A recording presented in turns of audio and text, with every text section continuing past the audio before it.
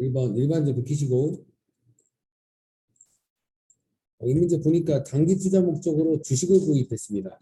단기 투자 목적으로 주식을 구입했을 때는 뭐예요? 단기 매수거리죠? 단기 투자 목적으로 주식을 샀다.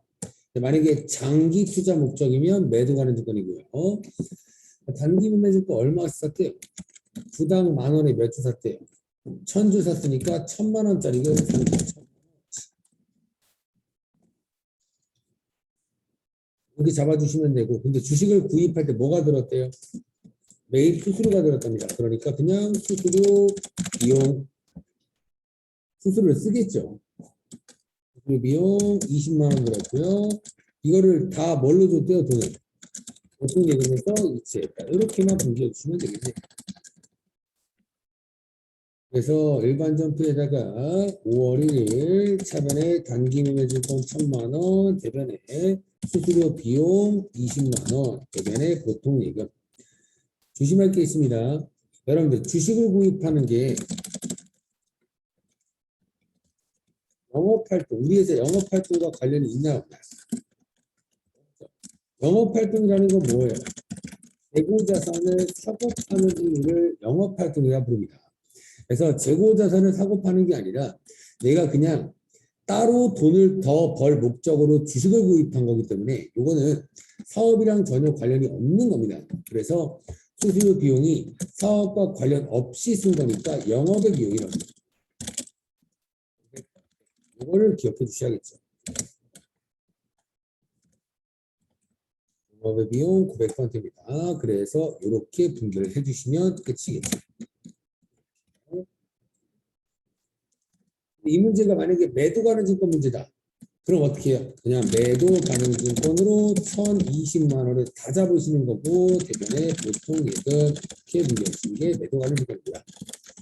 그래서 매도 가능증권 분계랑 단기 매매증권 분계랑 분명히 달라요. 다르니까 이거 꼭 여러분들이 기억을 해주셔야 됩니다. 이 시험 문제에서 단기 매매증권 문제가 나왔으면 여러분들 시험에는 매도 가능증권 문제가 나올 확률이 커요. 그러니까 매도 가능증권 단기 매매증권은 수수료 비용을 따로 잡고 매도 가능증권은 같이 한다. 이렇게 해주시면 될 것 같고요. 그 다음에 2번 문제 보죠. 2번 문제 날짜부터 변경하는 겁니다. 항상 5월 6일자 변경하시고 지금 뭐 하는 거냐면 산불 피해 이재민 분들을 돕기 위해서 제품을 뭐 할 거래요? 기부할 거라고 되어 있습니다. 제품을 기부하면 제품이 더 생겨요? 제품이 감소돼요? 그렇죠. 감소돼야죠. 나한테 제품이 없는데. 그래서 대변에 이렇게 감소해야 됩니다. 제품을 기부할 거니까. 얼마짜리예요 이거? 원가는 3,000이고 시가는 3,500이죠. 그렇죠. 이거 조심해야 됩니다. 여러분들 원가라는 건 뭐예요? 만들 때 쓴 돈이 원가고요. 시가라는 건 판매 가격이 시가입니다. 그러면 이거 제품 금액을 잡을 때 팔았나요? 안 팔았나요? 이 문제. 안 팔았죠. 그러면 당연히 판매 가격을 쓸 수는 없고요. 원가로 써야죠. 원가 이렇게 3,000만 원 97에 풀고 있는 겁니다. 97에 가장 최근의 차. 그리고 차변에 이거 뭐예요? 기부했으니까 기부금 3,000 이렇게 분기하시면 되고 제품을 판매하지 않고 그냥 줬을 때는 제가 뭐까지 알았어요? 그래서 적용 8번까지 해야 된다. 요거까지 기억을 해주셔야겠죠. 그다음에 제품 3,000 적용 8번 걸어주시고 그다음에 기부금 이렇게만 분기해 주시면 되겠습니다.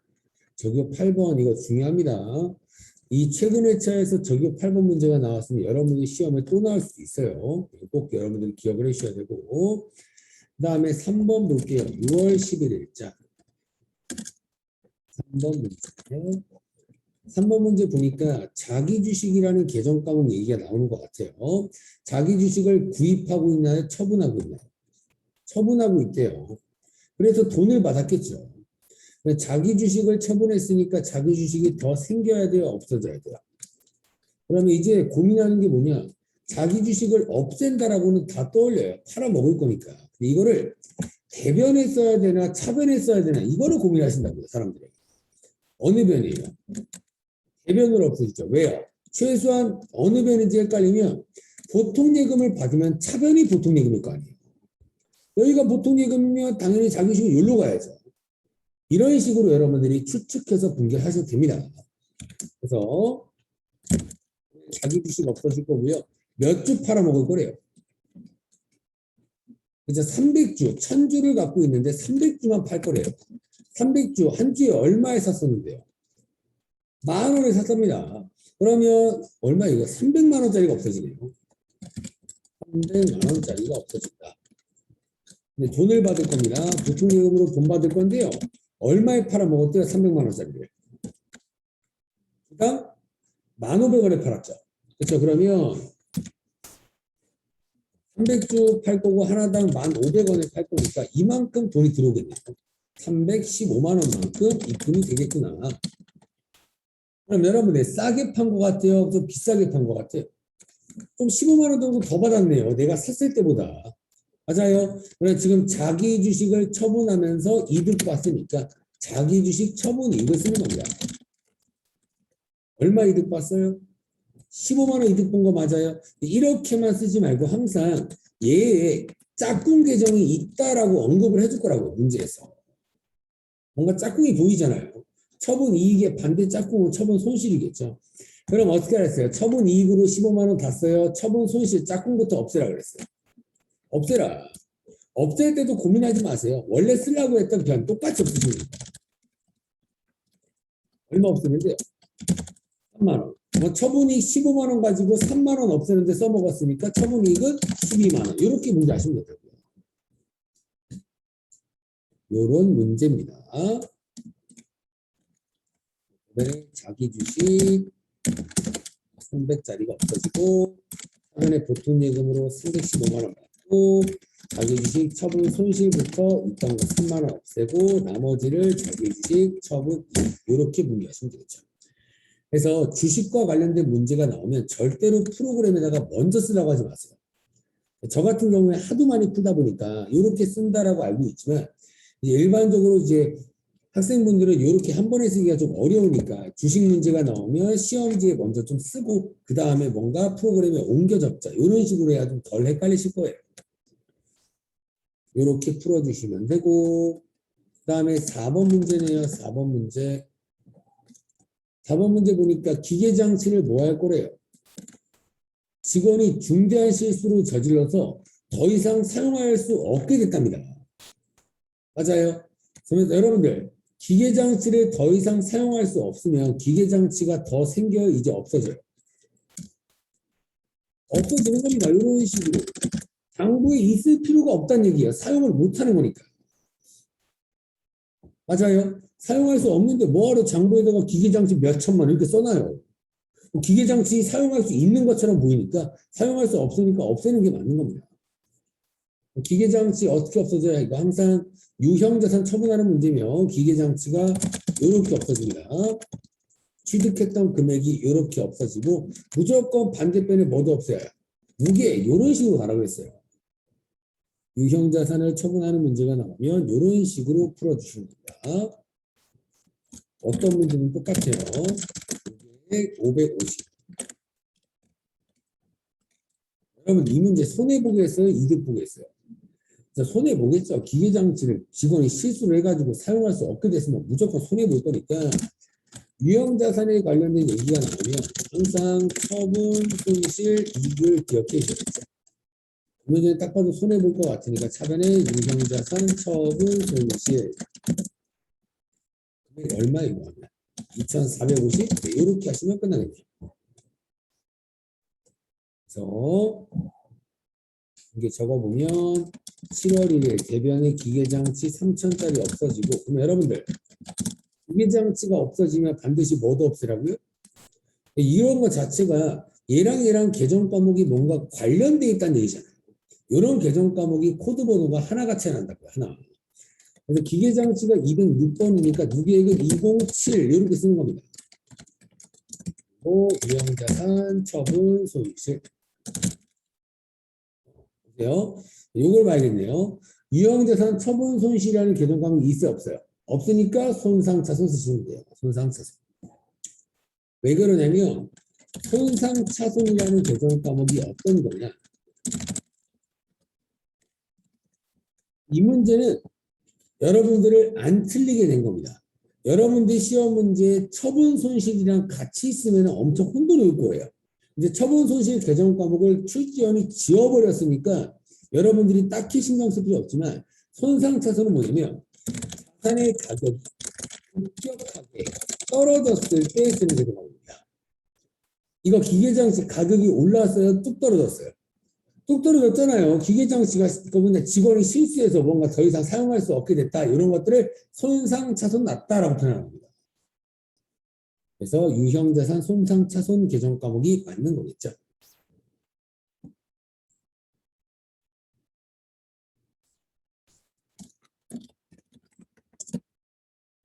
이렇게 해주시면 되고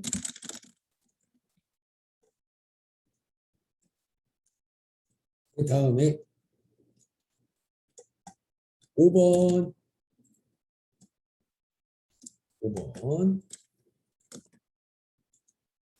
보니까 확정 기여형이래요, 급여형이래요? 기여형. 항상 퇴직금 문제가 나오면 확정 기여형과 확정 급여형 요거를 잘 따져주셔야 됩니다. 기여형일 때는 뭐예요? 퇴직급여를 처리해요. 급여형일 때는 뭐예요? 퇴직, 연금, 운용자산으로 처리해요. 이 두 개 중에 하나입니다. 무조건 이 두 개 중에 하나예요.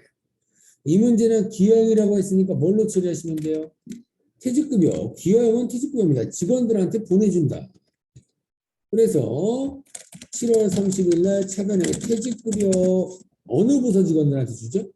생산부서니까 500번대 100만원. 대변에 뭘로 준대요? 보통예금에서 이체했으니까 보통예금. 이렇게 분기해 주시면 되겠죠.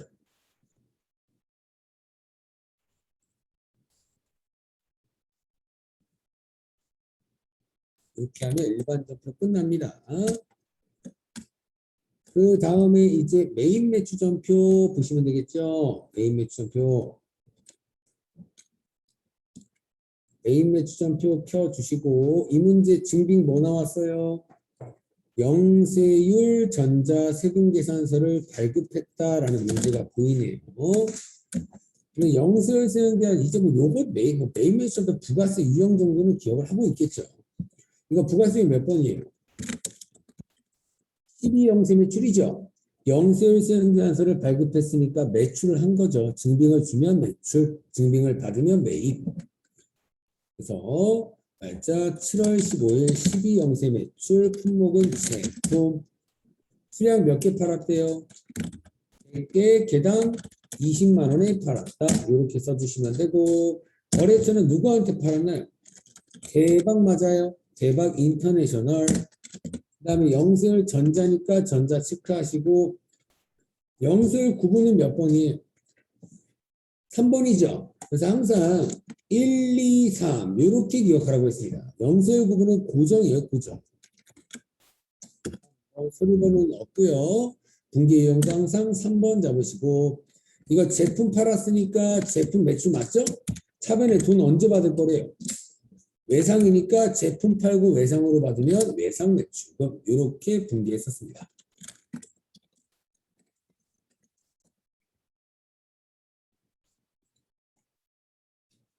이렇게 분기해 주시면 1번 문제 끝이고요. 2번 문제 8월 10일자. 이 문제는 증빙이 전자계산서 나왔네요. 전자계산서를 수취했다라고 나왔고요. 계산서가 나오면 면세거래죠. 그렇죠? 계산서 수취니까 면세거래고요. 부가수용은 53 면세 매입이었습니다.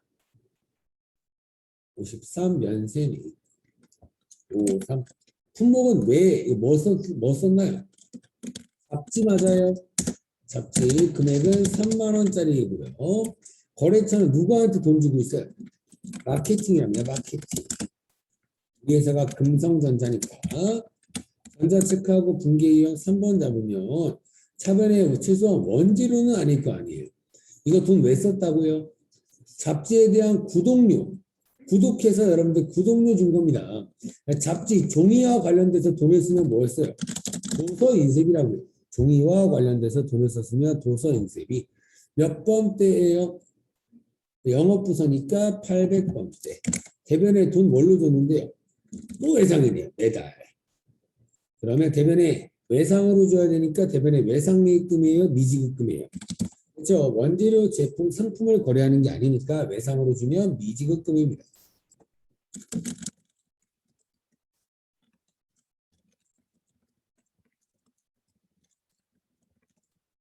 이렇게 해주시면 되고 3번 문제 봤을 때 날짜 8월 20일이죠? 이 문제는 증빙이 뭐예요? 카드 맞아요. 카드라는 증빙을 줬대요, 받았대요.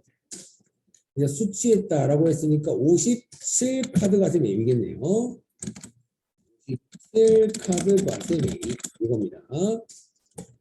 그래서 57번 써주시고 왜 썼나요? 돈을 생일 선물이래요. 생일 선물 축하하려고 뭔가 사줬나 봐요.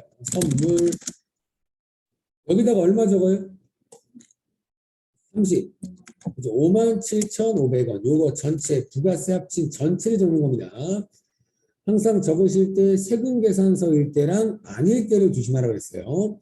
이건 세금 계산서가 아니니까 모든 금액을 적어라. 그래야 쪼개진다. 거래처 어디서 샀어요? 선물을? 제주수산. 어느 카드로 뜯었죠? 우리 카드 맞죠? 우리 카드. 카드 거래일 때는 분기이용을 몇 번 잡아요? 4번 카드 잡아라. 그러면 나중에 카드사한테 갚아야 되기 때문에 여기 계정가방에 알아서 써질 거고요. 원재료만 바꿔주시면 되겠네요. 직원의 선물을 사준 거니까 뭐예요? 복리후생비죠. 직원을 위해서 썼으니까 복리후생비 500번대입니다. 생산부서 직원들을 위해서 썼으니까 500번대. 이렇게 해주시면 3번 문제도 끝이 나고요. 4번 문제 보죠. 9월 11일 이 문제 보니까 증빙 뭐 나왔어요? 현금 영수증 발급 나왔죠? 현금 영수증 발급했으면 매출이잖아요. 증빙 발급하면 매출. 몇 번이에요? 이거 22번이네요.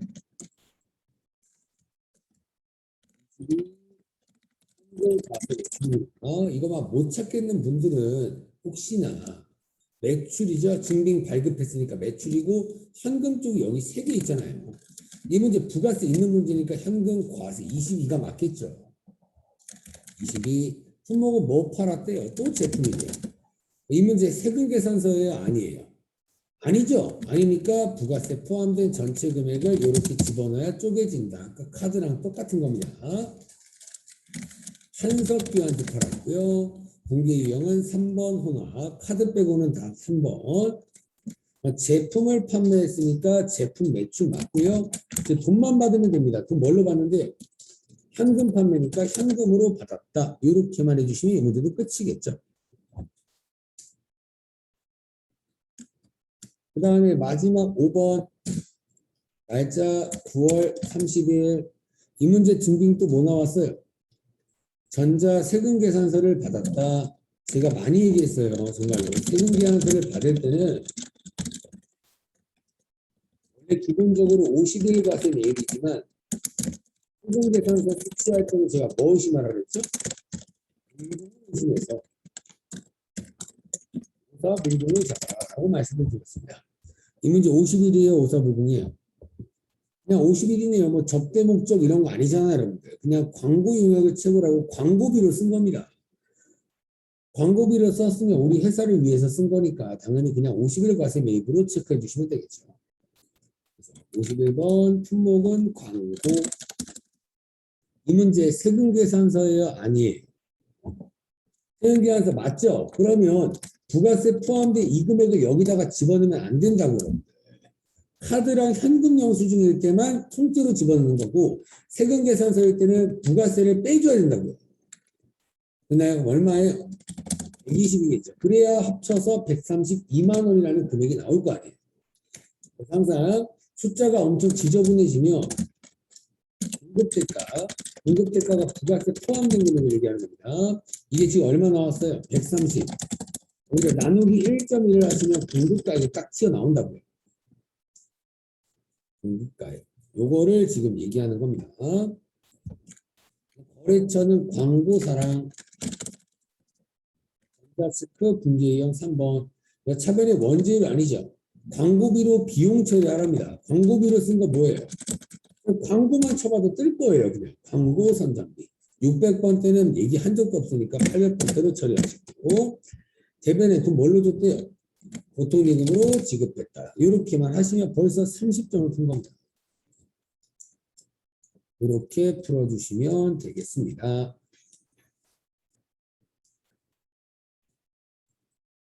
그 다음에 부가세 서류 문제네요. 1번 문제는 쉬운 거죠. 그렇죠? 뭐야, 이거 1번 문제 뭐 간단하네요. 지금 보니까 수출 실적 명세서, 이거 옛날에 저랑 풀었던 문제랑 비슷한 문제네. 9.94원 풀었던 거. 수출 실적 명세 켜서 몇 월부터 몇 월이에요?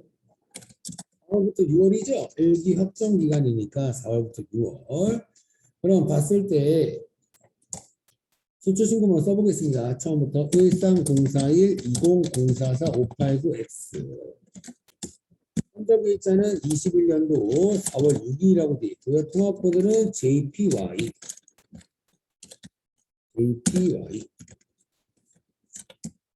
환율. 제가 이거 환율 체크할 때 항상 느린 날짜 체크하라고 그랬어요? 빠른 날짜 체크하라고 그랬어요? 빠른 날짜라고 그랬잖아요. 빠른 날짜. 그러면 선적일과 환가일 중에 선적일이 빠르니까 빠른 날짜 환율을 집어넣자. 이렇게 얘기했었습니다. 근데 여기다가 994원을 집어넣으면 돼요, 안 돼요? 안 되죠. 이거 N화도 1원으로 바꿔줘야 되니까 공 두 개를 지우는 대신 여기도 소수점을 왼쪽으로 2번 움직이시라고요. 그러면 9.94원이라고 적어야지 맞는 거겠죠. 9.94원. 그리고 외화는 30만 엔화. 거래처는 없네요. 거래처는 없습니다. 이렇게 해주시는 게 맞고요. 그 다음에 두 번째 신고번호 1305-1001-460X. 선적일자는 5월 18일이죠. 이번에 선적일이 빨라요? 환가일이 빨라요? 환가일이 빠르니까 환가일 빠른 환율을 집어넣자. 이렇게만 생각해 주시면 돼요. USD고요. 빠른 거 1080원입니다. 외화는 6만 달러. 이렇게 적어주시면 됩니다. 이렇게 적어주시면 되고, 그 다음에 세 번째 13064251470441X. 선적일자 6월 30일입니다. 요거를 계속 여기다가 적고 있는 거예요. 통화는 GBP 영국입니다. 영국. GBP 영국. 환율 선적일이 빨라요? 환가일이 빨라요? 선적일이 빠르니까 또 선적일 환율 집어넣자. 1110원. 75,000 이렇게 쓰시면 끝이겠죠. 이 문제는 절대 틀리면 안 됩니다. 빠른 날짜만 적자를 기억하시면 충분히 맞출 수 있는 문제니까 이렇게만 풀어주시면 돼요. 그 다음에 저장하고 나가시고요. 2번 문제는 부가세 신고서 작성하는 문제예요. 부가세 신고서 들어가 주시고 매출 자료 우선 몇 월부터 몇 월이에요? 10월부터 12월이죠. 2기 확정이니까 보겠습니다. 1번 매출 자료. 세금계산서 발급 과세 매출액은 어디다 적어요? 1번이죠. 여기가 매출 쪽이고 과세 세금계산서 발급분이라고 했으니까 여기다가 2억 3천을 적어주시면 되겠네요. 두 번째 수출이고요. 수출일 때는 영세율이니까 영세 쪽에 적어주시고 수출일 때는 증빙 발급해요 안 해요? 안 하죠. 증빙도 안 나와 있잖아요. 그러니까 없으니까 기타 이렇게 여기다가 4,500을 적어주시면 되겠죠. 매입자료 보겠습니다. 첫 번째 세금계산서 발급 과세 매입액이래요. 요거죠. 매입 쪽이니까 매입 쪽 세금계산서 수치분이고요. 얼마짜리 샀대요? 9천만 원어치를 구입했는데 매입액 중 1,000만 원은 기계장치래요. 1,000만 원은 어디다 적어요? 고정가산에 적어줘야죠. 기계장치 구입했으니까 1,000만 원은 여기다가, 그다음에 나머지는 여기다가 이렇게 적어주면 돼요. 이렇게 해서 9천만 원을 만들어 주시면 되겠습니다. 자, 두 번째 뭐예요? 무슨 매입이에요 이번에? 카드 매입이죠. 항상 카드 매입은 세금계산서 빼고는 모두 다 그 밖에 공제매입세 여기 밑에다가 이렇게 적는 거라고요. 세금계산서 매입액 빼고는 항상 여기다가 적는 겁니다. 신용카드 수령금액 합계표에 적을 건데 일반 매입이에요? 고정가산 매입이에요? 일반 매입이죠. 그렇죠? 그냥 사무용품 구입한 거지 유형자산 산 게 아니잖아요. 여기다가 800만 원, 80만 원 이렇게 적으시면 되죠. 여기 공급대가가 880이라고 했습니다. 공급대가는 아까도 얘기했지만 부가세 합친 금액이니까 이렇게 적어주는 게 맞는 거겠죠. 그 다음에 요거 엄청 옛날에 나왔던 건데 지금 나왔습니다. 예정신고 누락분이죠. 예정신고 누락분이 이쪽 7번이나 12번 여기다가 적어주는 건데 여기를 클릭하면 7번은 엿다 적고 12번은 엿다 적으라고 뜨는 겁니다. 예정신고 누락분 보니까 매출이에요, 매입이에요? 수출이니까 매출이죠. 여기다가 똑같이 적어줄 겁니다. 매출과 관련된 거니까. 수출할 때는 영세니까 또 영세. 아까 썼었죠. 영세 어디예요? 기타 수출은. 여기다가 300만 원을 이렇게 쓰는 겁니다. 여러분들 예정신고 때 누락했으면 칭찬받아야 돼요? 벌금 내야 돼요? 그렇죠? 예정신고 때 신고 왜 안 했니? 라는 벌금이 있어요. 근데 여러분 요거부터 하겠습니다. 이거 놓쳐서 감점당한 사람 진짜 많아요. 전자신고세액 공제 받는다. 요거 10,000원 안 쓰면 1점 감점입니다, 여러분들. 그러면 아무거나 누르세요. 뭐 요런 데 누르면 이게 전자신고세액 공제 쓰라는 안 나와요. 제가 전자신고세액 공제는 무조건 얼마라고 했어요. 이거만 쓰면 되는데. 이거 안 쓰면 감점당하니까 이거 조금 조심해야 됩니다. 이렇게 10,000원 쓰시고 그 다음에 이제 가산세 계산할 겁니다. 여러분 이거 지금 신고 누락한 거 맞아요? 신고 누락했으니까 원래 일반적으로 여기다 적었습니다. 신고 누락분은 원래 여기 신고랑 납부 이쪽에 적었는데 지금은 여러분들 여기다 적는 거는 과세분이에요. 근데 지금 과세예요, 영세예요? 영세니까 여기다 적는 겁니다. 영세율 과세표준 신고부수지 여기다가 적는 거예요. 영세율은 여기다가 적어주시면 됩니다. 얼마짜리 신고 안 했어요? 여기다 300만 원 쓰세요. 300만 원. 이렇게. 300만 원. 영세율 누락분은 영세율 과세표준 신고불성시를 쓰는 겁니다. 여기다 쓰는 거 아니에요. 그럼 여러분들 조심할 거. 여러분들 제가 얘기했었지만 신고불성시일은 항상 감면제도가 있다고요. 신고 조금 빨리 하면 조금 깎아줄게 라는 감면제도가 있습니다. 그러면 얘도 신고불성실이고 얘도 신고불성실이니까 똑같이 감면제도가 있고 감면제도를 모르면 항상 이거 킷이라고 해요. 작성하고 켜기를 딱 누르면 이런 식으로 한 달 이내에 신고하면 90% 깎아줄게. 3개월 이내에 신고하면 75% 깎아줄게. 써있다고요. 그러니까 외우기 싫으신 분들은 그냥 작성하고 켜기를 눌러서 차라리 확인을 하세요.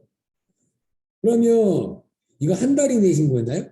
아니죠. 예정 신고 때 신고 안 했던 걸 확정 신고 때 하는 거니까 3개월 정도 걸렸을 거 아니에요. 맞아요. 그렇죠? 예정 신고 때 안 했던 거를 지금 확정 신고 때 하는 거니까 3개월 정도 시간이 걸렸을 겁니다. 그럼 몇 프로 감면이에요? 이건요. 75% 감면되는 겁니다. 3개월 정도 늦게 신고했으니까 75% 감면. 그러면 방금 300만 원을 썼을 때 오른쪽에 15,000원이 나왔어요. 여기서 얼마나 감면해 준다고요? 75%나 감면해 준다고요. 75% 감면이 되면 결국 몇 프로 내라는 거예요? 25% 내라는 겁니다. 그래서 25%로 곱해주시면 돼요. 그냥.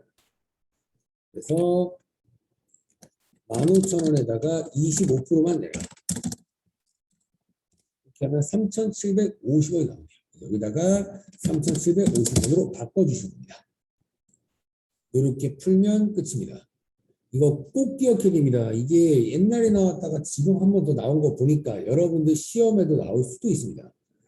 이거 꼭 이렇게 여러분들이 작성을 해 주셔야 됩니다. 다시 한번 기억해보죠. 얘랑 저희가 썼던 게 얘고요. 맨날 얘랑 얘는 한 달 이내에 친구가 몇 프로 가면 된다고요? 90%나 깎아주고요. 3개월 정도 걸리면 몇 프로 깎아준다고요? 75%. 이 두 개 꼭 기억해야 됩니다. 기억하기 싫으신 분들은 반드시 요거를 키시면 됩니다. 써 있으니까 이렇게 구해주시면 됩니다. 그 다음에 저장하고 나가주시면 끝이고요. 그 다음에 이제 부가세까지 풀었으니까 결산, 시기 벌써 거의 다 풀었어요. 결산이나 소득세만 풀면 됩니다.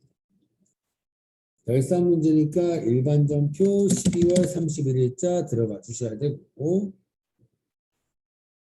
일반전표 12월 31일자. 이 문제 1번 문제 어떤 게 좀 과목이 나왔어요? 매도 가는 증권이 나왔네요. 매도 가는 증권. 풀어봐야죠. 결산 문제는 진짜 꼭 봐야 됩니다. 어렵잖아요. 매도 가는 증권 문제고, 매도 가는 증권 취득 얼마 했었대요? 맨 처음에 샀을 때. 1,500만 원 주고 취득을 했습니다. 옛날에 작년이죠? 작년에 1,500 주고 샀다. 근데 전년도 말에 얼마로 바뀌었대요? 가격이 1,500만 원에 샀었다가 가격이 1,200으로 바뀌었답니다. 그러면 작년에 결산 때 차이 300만 원만큼 가격이 올랐나요? 떨어졌나요?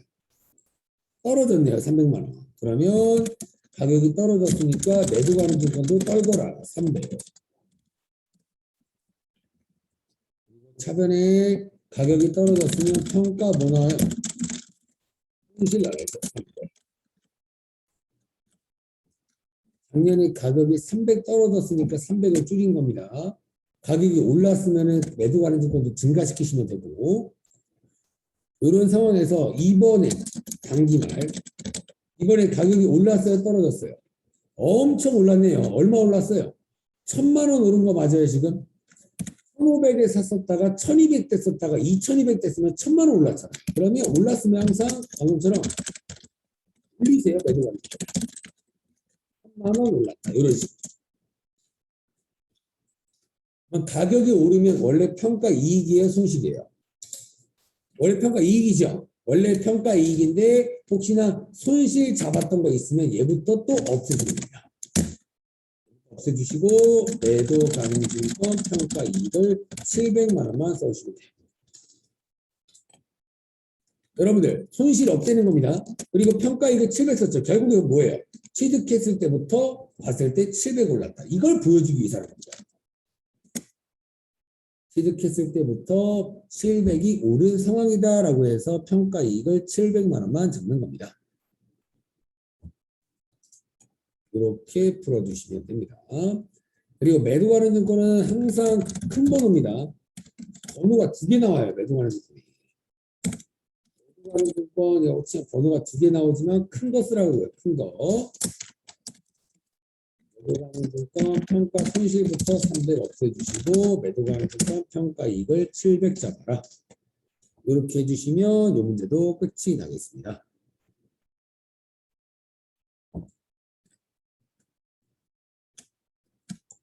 그 다음에 2번 문제. 월할 계산 튀어나왔네요. 월할 계산.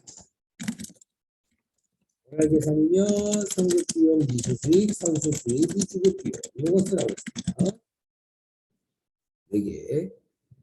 그러면 이렇게 4개를 쓴 다음에 이 문제가 무슨 얘기 같아요? 이자 얘기 같아요. 그죠? 거래처한테 9월 1일 날 3,000만 원을 대여 빌려주고 이자를 수령하기로 약정했다. 이자 얘기가 나오고 있습니다. 여러분들 돈을 빌려주고 이자를 더 줄 거예요? 이자를 받아야 돼요? 돈을 빌려주면 이자 받아야 되죠. 그러면 이 문제는 분명히 이자 수익 문제인 거예요. 돈을 빌려준 다음에 이자도 주진 않을 거 아니에요. 이자를 받아야지. 돈을 빌려줬으면. 이자를 수익이 돼. 이자 수익 얘기고요. 수익 얘기니까 얘 아니면 얘라고요. 이자를 아직 안 받았으면 미수, 다 받았으면 선수입니다. 이 문제 이자 받았대요, 안 받았대요? 안 받았대요. 내년 8월 31일 날 받기로 약정했다. 아직 안 받았으니까 미수 수익 문제네요. 미수 수익과 이자 수익으로 분개를 해라. 이런 문제가 되는 겁니다. 그러면 이자 수익이니까 대변에 잡고 수익자리가 대변이니까 차변에 미수 수익 이렇게 잡으시면 되겠죠.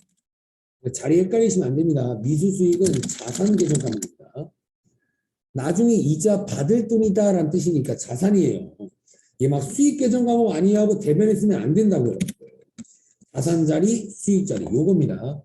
얘네 두 개가 바뀔 일이 없어요. 절대 없습니다. 자리가. 무조건 요거예요.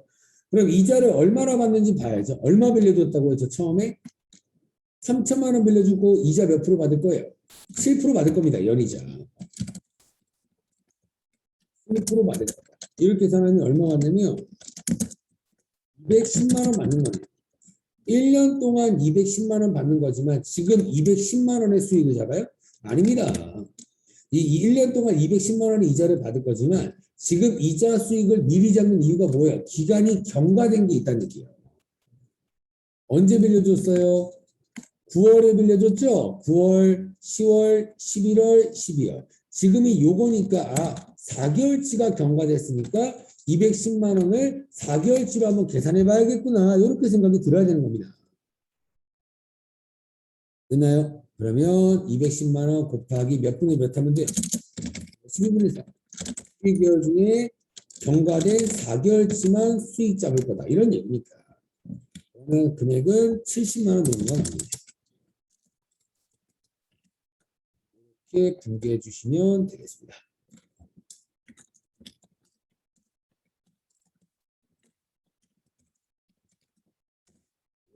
네.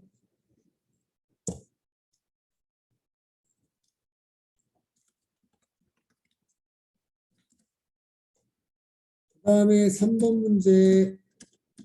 요 문제. 3번 문제 보니까 전기의 유동성 장기부채로 대체했대요. 여러분들 유동성 장기부채로 대체하는 이유, 대체한다는 게 뭐예요? 이겁니다. 바꾼다. 그래서 항상 저희가 풀었던 게 이겁니다. 장기 차입금이 상환기간이 1개월 이내로 도래하여 이런 문제를 풀었어요. 장기 차입금의 갚을 날짜가 1년도 안 남았을 때 이계정 과목으로 바꿔라 이런 문제였습니다. 그러니까 장기 차입금 계정 과목을 바꿀 거니까 장기 차입금을 더 증가시켜요, 감소시켜요? 감소시켜야죠. 부채 감소가 차변이니까 그리고 대변에 부채 부채증가 이런 식으로 분배했던 게 여러분들 일반적인 시험 문제예요. 이런 것들을 이렇게 대체를 언제 했다고요? 전기에 따라서 전기에.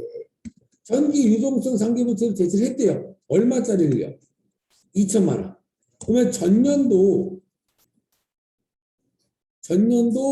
12월 31일 기준으로 이런 분배를 했었나 봐요. 전년도에. 갚을 날짜가 1년도 안 남았었나 봐요. 근데 자금 사정이 어려워졌대요. 금방 갚으려고 했는데 우리 회사가 힘들어졌답니다. 힘들어서 어떻게 할 거래요? 갚을 기간을 2년 연장하기로 했습니다. 그러면 결국 이거 1년 안에 갚는 거예요? 다시 안 갚게 된 거예요? 안 갚게 됐으니까 다시 바꿔줘야 되는 겁니다. 이 유동성 장기부채를 다시 없애주시고 그러면 다시 뭐 만들어요? 장기차입금. 요건 뭐예요? 저희가 일반적으로 풀었던 문제는 요런 건데 다시 기간이 1년 넘어 이렇게 다시 바꿔주는 겁니다. 그래서 이번엔 이게 정답이겠죠. 유동성 장기부채가 언제 쓰는지는 좀 알고 계셔야지 풀 수 있는 문제 같아요. 장기부채 거래처 누구한테 갚을 돈이 이거? 중앙은행 거래처 써야죠. 중요합니다. 항상 받아야 되는 돈과 줘야 되는 돈은 누구한테 받는지 누구한테 줘야 되는지 반드시 거래처 쓰셔야 됩니다. 이렇게 생각해 주시면 되고, 그 다음에 4번 문제. 이 문제가 어려워요. 이 문제 일반적으로 세무 1급에서 나오거든요. 세무 1급. 이 문제 무슨 문제 같아요? 항상 사채 문제가 결산에서 등장하면 할인 발행 차금이나 할증 발행 차금을 생각하는 문제다라고 기억해야 됩니다. 저랑 풀어봤었어요. 생각하는 거. 할인 발행 차금과 할증 발행 차금을 생각하는 문제다.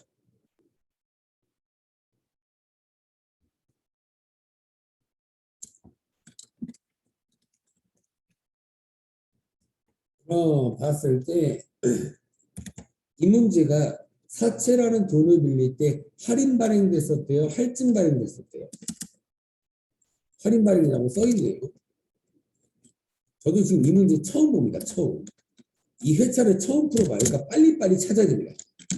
사채 얼마짜리 빌리려고 했어요? 1,000만 원. 액면 금액 1,000만 원인데 돈은 얼마 받았대요?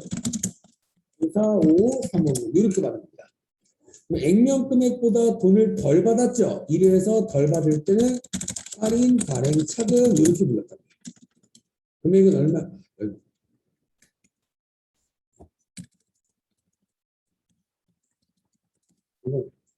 요만큼 덜 받은 겁니다. 맞아요. 요 상황까지 간 거고요. 그 다음에 봤을 때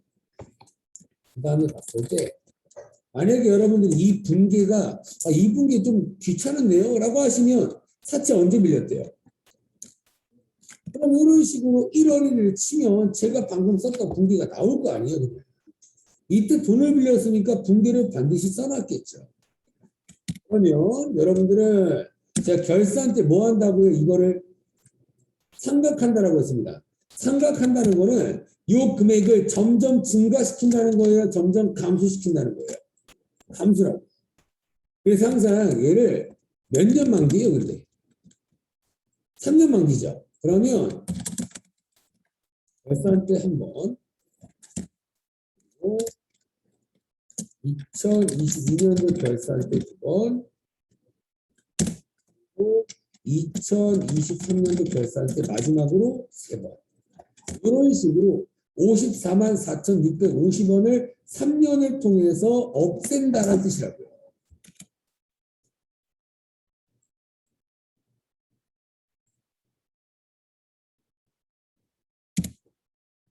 됐나요? 그럼 여러분들 이 금액을 여기 얼마 없애는지 여기 얼마 없애는지 여기 얼마 없애는지 나왔어요? 안 나왔다는 얘기입니다. 그래서 이 문제가 어려운 겁니다. 원래 일반적인 세무 2급은 요거 이때 얼마 없앨 겁니다 라고 알려줘요. 이 문제는 처음으로 안 알려줬다고요. 그러니까 연습해야 됩니다. 보시죠. 우선 할인 발행과 할증 발행을 생각하려면 무슨 방법으로 생각하냐? 저희 감가상각할 때도 막 정액법, 정률법으로 생각하는 것처럼 이 할인 발행장을 생각할 때도 유효이자율법 가지고 생각해요. 이거 기억해야 됩니다. 어려운 시험 보실 분들은 유효이자율법으로 생각한다.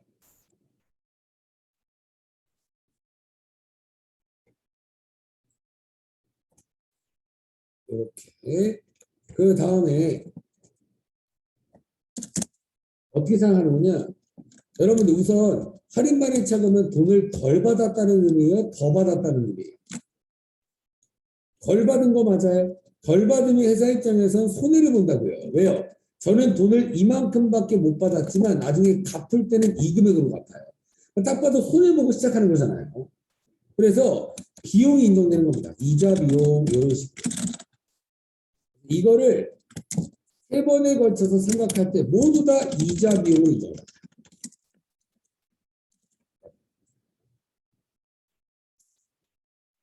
그럼 보세요. 유효이자법 뭔가 보여드릴게요. 항상 유효이자법 공식을 써드리면 이 공식 기억해 줍니다. 장부분의 곱하기 유효 이자율 가지고 계산할 거니까 유효 이자율법이라고 부르겠죠. 장부금액 곱하기 유효 이자율. 이거 장부금액 얼마예요? 이거잖아요, 이거. 이게 장부금액이에요. 이게. 그래요? 세가 얼마짜리? 1,000만 원짜리고, 하할차 얼마 덜 받았다고요, 지금? 봐서 650 덜 받았죠? 그래서 내가 받은 돈은 얼마예요? 945, 355. 이게 장부금이에요. 항상 뭔가 계정에서 뺀 나머지 금액이 장부금액입니다. 이거를 판단하십시오, 하셔야 돼요. 어려운 시험 푸시려면. 그러면 장부금액 곱하기 유효이자라고 했으니까 장부금액이 94, 5, 355 곱하기 유효이자 몇 프로래요? 5%라고 돼 있네요. 유효이자율 5%다. 여기 이자 비용으로 잡히는 겁니다. 이거는 소수점 밑에는 없애버리시면 돼요. 이렇게 주는 겁니다. 그냥 계산기로 두드리는 겁니다. 근데 여러분들 보세요. 잠깐만. 요 금액을 몇 년 동안 생각한다고요? 근데 첫 번째부터 이만큼 생각할까요? 아니라는 얘기입니다. 절대 그럴 수는 없어요. 왜 그러냐면 생각하는 금액이 점점 커지거든요. 여기서 만약에 10만 원이다. 여기서는 20. 나머지 여기서는 뭐 20 얼마. 이런 식으로 생각합니다. 상가액이 점점 커져요. 무조건. 그래서 이런 겁니다. 이자 비용이 요만큼 잡히지만 저 실제로 이 회사한테 돈을 빌렸을 때 나 너한테 1년에 얼마씩 돈 줄게, 이자 줄게 이런 금액이 있을 거 아니에요. 그거를 액면이자라고 한다고요. 매년 말이 현금으로 이자 줄 거랍니다.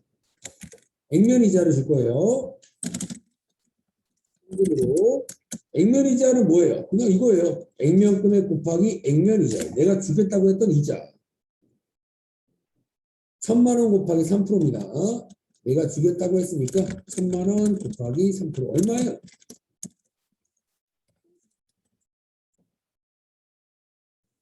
여러분들도 친구한테 돈을 빌리거나 은행에서 대출 받으면 매년 이자 줘야 될 거 아니에요. 그 이자가 액면 이자라고 부르는 것 뿐이에요. 그러면 이자 비용이 40 얼마 잡혔는데 액면으로 이자 준 게 얼마라고요? 이 차이가 상당입니다. 높은 시험은 무조건 나오는 얘기예요. 그러면 할인 발행 차금이 차변에 있던 게 없어질 거니까 대변으로 없어지겠죠? 그래서 자체 할인 발행 차금 상가 금액 얼마예요? 17만 2,767 이렇게 분기하시면 되는 겁니다.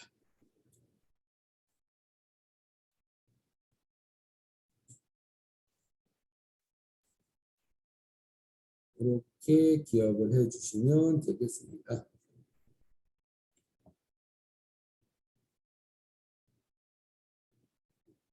됐나요? 이렇게 해주시고 그러면 분기 써보는 겁니다. 이자비용 472,767 대변에 현금으로 준다고 했고 현금으로 얼마 준다고요? 나머지는 할인 발행차 이렇게 없애주시면 됩니다. 이 분기가 굉장히 어려운 거니까 꼭 요거 보시면서 다시 한번 해주시고 요 금액이 어떻게 나오나 모르시면 꼭 물어보세요. 이건 시험이니까. 그래서 이렇게 풀어주시면 4번도 끝이 났고요. 5번 보겠습니다. 5번 뭐 얘기 나오고 있어요? 법인세 보자마자 꺼버리는 거예요. 자동계산이니까. 법인세는 자동계산 항목입니다. 자동계산 항목 또 모르시면 혹시나 제 카페에 공지사항이 있어요. 결산정지사항. 들어가서 엔터 법인세 얘기는 항상 맨 밑에다 쓴다고요. 법인세. 선납세금 얼마 있어요? 860 있어요. 그렇죠? 여기 60만 원, 800만 원에서 모두 다 선납세금으로 되어 있다. 860. 여기다 똑같이 옮겨 적어주는 겁니다. 여러분들 저 총 얼마 내야 돼요? 2,200을 내야 되니까 추가로 내야 될 게 얼마예요? 1,340입니다. 이렇게 하면은 최종 법인세 금액이 2,200이 나오면 되겠죠. 그래서 2,200의 법인세를 내야 되는데 선납세금이 뭐예요? 미리 냈다. 미리 냈으니까 추가로 이만큼만 더 내면 된다. 이런 식으로 써주시면 되겠습니다. 됐나요? 그리고 F3번 눌러서 점표 추가까지 완료해 주시면 결산 문제까지 끝이 되겠습니다. 문제, 소득세 문제만 완료하면 됩니다. 1번 문제는 사원 등록 부양가족 문제입니다. 그렇죠? 그래서 사원 등록 클릭하셔서 부양가족 입력할 건데 사원 자체가 등록이 안 돼 있네요. 그러면 코드 번호 101번으로 하라고 되어 있고요. 주민번호가 89012325487554 입사 년월일은 7월 1일로 되어 있습니다. 그래서 항상 이 사원 등록 문제를 푸실 때 여기까지 입력하신 다음에 요거까지 국외근로제국이나 생산직종 여부 여기까지 체크를 좀 해주셔야 됩니다. 이 문제는 지금 사원이 국외근로하고 있나요? 아니죠. 국내근무 그리고 생산직 사원도 아니니까 뭐 체크할 게 없네요. 바로 부양가족 명세 가서 입력을 해주시면 되겠습니다. 쭉 입력해 볼게요. 배우자, 부장님, 그다음에 아버지, 본인의 아버지니까 1번 권정우, 그다음에 송미, 그다음에 아들 구태성,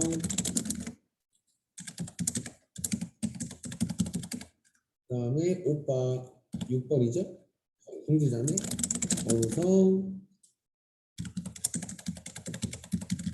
이렇게 연말관계랑 이름이랑 주민번호까지만 쫙 써주시면 되고요.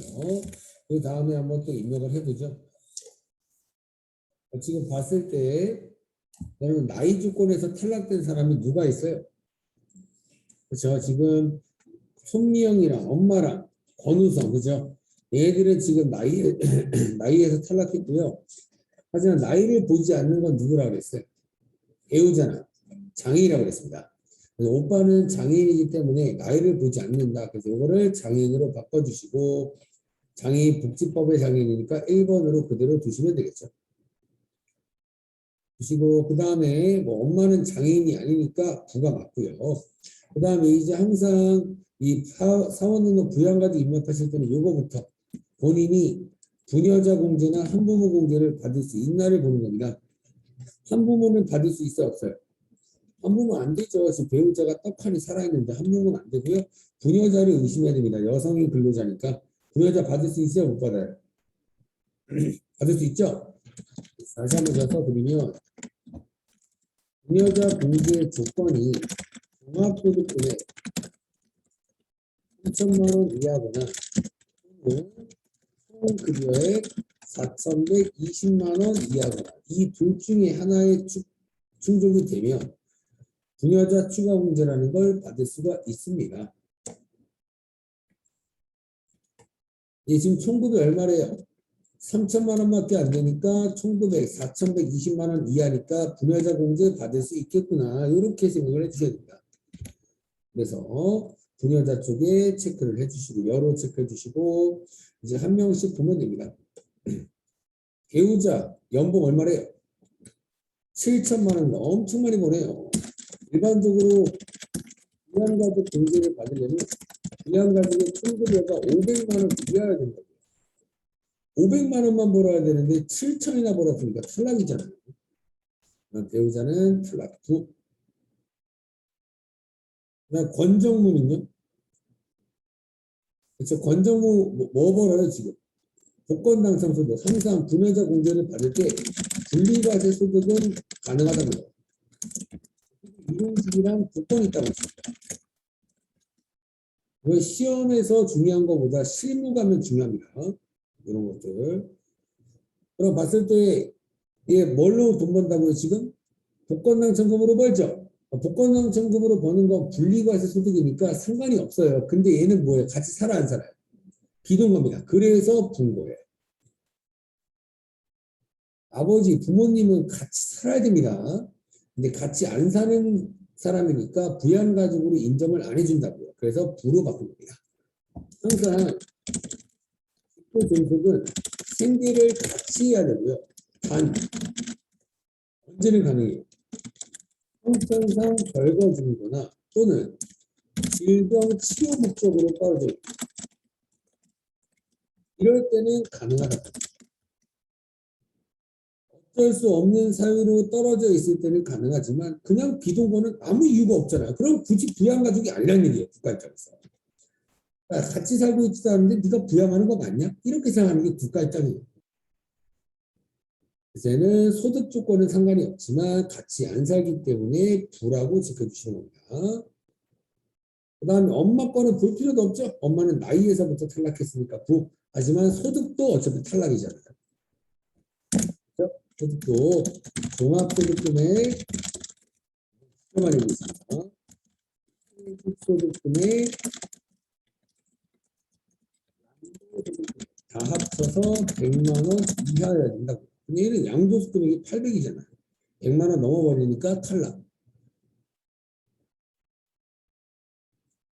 있나요? 그 다음에 볼 거 있나요? 그냥 볼 거 없네요. 그렇죠? 이제 볼 게 끝났습니다. 다른 사람은 소득도 없으니까 이렇게만 입력하시면 끝이 되겠습니다. 설명은 부. 이렇게 하면 끝. 그 다음에 2번 문제. 2번 문제도 사원등록 문제잖아요.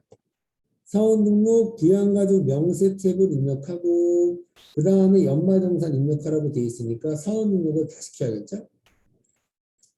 이번에는 최원호네요. 최원호 부양가족 누구누구 있나 보죠. 누구누구 있어요? 여기 있네요. 최원호, 윤선희, 최슬기. 본인 포함해서 3명인가 봐요. 부양가족이. 적어주면 되죠. 윤선희부터. 윤선희는 관계가 배우자입니다. 한번 윤선희 891204 25 67541 그리고 자녀네요. 최슬기는 자녀 2101 4517 1788 여러분들 최슬기 보니까 언제 태어났어요? 올해 태어났죠. 그래서 여기 첫째로 넣으시면 됩니다. 근데 얘가 만약에 자녀가 한 명 더 있고 요렇게 최슬기다. 그러면 얘 몇째예요? 둘째인 겁니다. 자녀가 한 명밖에 없으니까 첫째로 넣으시면 돼요. 첫째. 이렇게 부양까지 입력하고요. 배우자도 돈 버는 게 없으니까 상관이 없네요. 다 통과된 겁니다. 이렇게 입력을 하고요. 그 다음에 끄시고 연말정산 들어가라고 했습니다. 연말정산 추가 자료. 문제 시킨 대로 그대로 따라가시면 돼요. F1번 눌러서 최원호 사원 불러오시고 이 문제에 뭐부터 나와 있어요? 귀찮게 신용카드부터 나와야 돼요. 그죠? 신용카드 써보죠 그냥. 이 신용카드 42번 신용카드 더블 클릭. 신용카드 얼마 썼대요? 2천만 원 썼답니다. 그럼 2천만 원 쓰세요 그냥. 여러분들 신용카드 사용에 뭐가 포함되어 있나요? 의료비 포함되어 있다. 의료비 포함되어 있는 거 빼요. 그냥 냅두면 돼요. 냅두면 된다고요. 제가 이런 걸 얘기했었습니다. 중복공제 걸고 2번 정도 고등학생 교복비 그리고 위치아가동의 학원비라고. 얘네들은 신용카드에 적는 게 맞는 거란 얘기예요. 절대로 빼면 안 됩니다. 그래서 이거 2천만 원 그대로 적어주시고 그 다음에 직불카드로 얼마 썼대요? 1,000만 원 썼는데 시장 사용분이 있으면 따로 적어라 라고 했잖아요. 50만 원 시장 사용분이 50만 원이니까 직불카드 얼마 적어요? 950이라고 적으면 되겠죠. 이렇게 해서 1,000만 원인 거니까. 현금 영수증은요? 얼마 적어요? 100만 원 이렇게 적으면 되죠. 독일어 학원비는 적어요 안 적어요? 학원비는 무조건 적어야 돼요. 그냥 신용카드에서 인정을 받으니까. 이렇게 적어주시면 신용카드는 뭐 벌써 끝났네요. 그 다음에 이제 저희가 맨날 풀었던 보험료부터 적어보겠습니다. 보험료 여러분들 얼마예요? 그냥 120이래요. 120 적으세요. 지금은 여러분 이 문제 연말져서 그렇게 어려운 문제는 아닙니다. 부양가족에 탈락자가 있어야 어려운 거예요. 근데 탈락자가 없었잖아요. 다 가능했으니까. 그리고 여러분들 또 부양가족도 보험이 있나요? 윤선이 최슬기 보험료 없네요. 그럼 보험료 끝났네요. 의료비 적어주시면 되겠네요. 의료비 적을 건데 본인 쪽이죠? 본인 이거 다 본인 사용 금액이니까 취업으로. 그러면 의료비 처음 뭐 썼대요? 진찰 진료를 위해서 의료법에서 의료기관에 지급한 250일답니다. 결국 병원비라는 얘기를 이렇게 어렵게 표현한 거예요. 되고요. 안경 구입비는 여러분들 안경이나 렌즈 구입비는 한도가 얼마나 그랬어요? 한도 50. 이걸 하고 있어야 됩니다. 그러면 지금 여기까지는 얼마 적으면 돼요? 300만 원 적으면 되는 거 맞아요? 세 번째 뭐 샀대요? 건강기능식품 이런 건 안 된다고요. 아파야지 먹어야 됩니다. 아파서 먹어야. 근데 건강기능식품 비타민 구입비, 보약 이런 건 안 됩니다. 여기다가 본인이 얼마 적어요? 300만 원만 적으시면 됩니다. 이렇게 해서 300. 그다음에 이제 부양가족 의료비 다 있네요. 적어보죠. 윤선이 의료비 얼마 썼어요? 300만 원 쓴 거 맞아요? 4만 원 썼는데 지금 보니까 어떤 걸로 썼어요? 산후조리원비용 이거 조심해야 됩니다. 이거 진짜 다 틀렸을 거예요. 아마. 산후조리원 비용에 대해서 인정을 받으려면 이 총급여가 7천만 원 이하야 되고요. 기억해야 됩니다. 정말 중요해요. 이거 여러분들 시험에 또 낼 확률이 굉장히 높습니다. 이게 올해부터 바뀐 규정이기 때문에 낼 확률이 높아요. 그리고 건당 200만 원까지가 인정됩니다. 항상 시험은 한 번에 붙어야 돼요. 웬만하면. 그래야 할만합니다. 건당 200만 원까지. 그러면 얘 여러분들 아까 얘 총급이 얼마였어요? 6천이니까 7천만 원 이하니까 되는 거예요.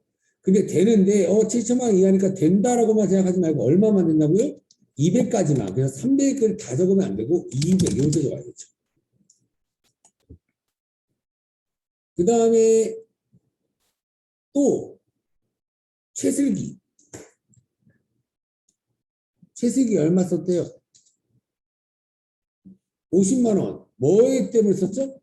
건강 진단비 인정되죠? 250 이렇게 써야죠. 250. 200만 원과 50만 원까지 해서 250. 건강 진단비랑 건강 기능식품이랑은 다른 거예요, 여러분들. 종합검진 이런 거 받아야 될 거 아니에요. 그거 얘기하는 겁니다. 당연히 인정돼야죠. 종합검진을 주기적으로 받아야 되는데. 확인. 그 다음에 이제 교육비 찾겠습니다. 교육비. 본인 교육비 뭐, 이거 여러분들 맨날 얘기했죠. 앞에 뭐 쓰라 그랬어요? 학업, 이거 쓰라 그랬잖아요. 맨날. 학교에 대한 지출분을 인정을 받는다고요. 네, 지금 본인 교육비 보니까 뭐 썼대요? 본인 지금 뭐 썼대요? 대학교. 그렇죠? 학위 취득을 위한 교육비니까 학교잖아요. 대학교. 인정되고요. 밑에는요. 학원이죠. 이게 안 된다고요. 학원은 인정이 안 된다고요. 학교는 된다고요, 여러분들. 학교에다가 300. 본인 300만 원 썼고요. 그 다음에 배우자 교육비 뭐 썼대요? 얘도 대학교죠. 배우자도 됩니다. 배우자 대학생 쪽에다가 100만 원 이렇게 쓰시면 돼요. 본인 거 따로, 부양가족은 대학교 따로 이렇게. 됐어요? 그 다음에 이제 기부금 보겠습니다. 기부금 있나요? 근데? 있네요. 본인 기부금 있네요. 여기 2개 있네요. 기부금 더블 클릭해서 처음에 어떤 기부했대요? 천재지변으로 인한 이재민 구호금. 이거 무슨 기부금이에요? 법정이라고요. 국가가 해야 될 일을 기부를 함으로써 해결되는 것. 그게 법정 기부입니다. 일반적으로 홍수가 발생해서 국민들의 집이 막 다 침수가 되면 국가가 해결해 줘야 되잖아요. 그걸 기부한다? 법정 기부금이 겁니다. 그래서 저번에 뭐 강원도에선가 산불 엄청 크게 났을 때 연예인들이 막 기부 엄청 많이 했거든요. 그게 다 법정 기부금이라고요. 법정 기부금에다가 20만 원. 두 번째는 무슨 기부금이래요? 정치장 기부금. 요거는 제가 10만 원 이하분과 10만 원 추가분을 따로따로 쓰자고 했습니다. 얼마 썼어요? 딱 10만 원만 썼어요. 10만 원 이하분의 10만 원. 이렇게 적어주시면 끝나겠죠. 이렇게 적어주시면 끝이고요. 확인. 그다음 마지막 뭐 남았어요? 월세만 남았네요. 월세도 뭐예요? 청급이 얼마예요? 3천만 원. 월세를 내시는 분들 총급여 7천만 원 이하여야지만 혜택을 받을 수 있습니다. 7천만 원 이하여야 된다. 얘 아까 7천만 원 이하 맞잖아요. 그리고 이 세무이급 시험을 볼 때 월세 얘기가 나왔을 때 안 적은 적 한 번도 없어요. 웬만하면 적는다라고 기억을 해주시면 돼요. 월세는 여기다 적는 겁니다. 월세 여기다가 월세 임대인 서현금 주인번호 사업자 번호네요. 797-970125 뭐 빌렸대요? 단독주택. 단독주택을 밑에 보면 이렇게 1번으로 체크해라라고 써 있습니다. 프로그램에 1번 면적은 몇 제곱미터 빌렸대요? 84. 서울시 중랑구 망우루 임대 2021년도 1월 1일부터 22년도 12월 31일 연간 월세 얼마 냈대요? 840 낸 거 맞아요? 여기다가 840 이렇게 쓰면 끝이라고요. 이렇게 하면 이제 97회 실기 문제가 모두 다 완료가 됩니다. 이렇게 풀어주시면 돼요. 그 다음에 바로 이론 보죠. 자, 앞쪽 보세요. 이론.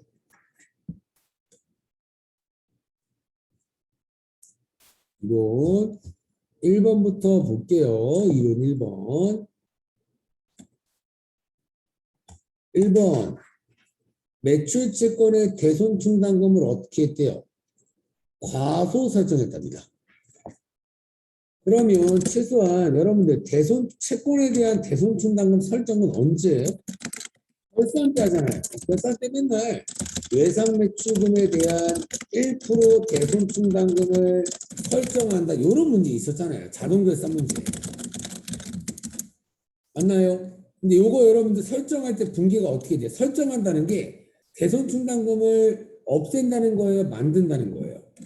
이렇게 만들어질 거 아니에요? 충당금 그리고 차변에 그만큼 대손 삼각비가 인정이 될 겁니다. 요걸 얘기하는 겁니다. 이 분기를 모르면 못 푸는 거예요, 문제는. 얘를 어떻게 했다고요?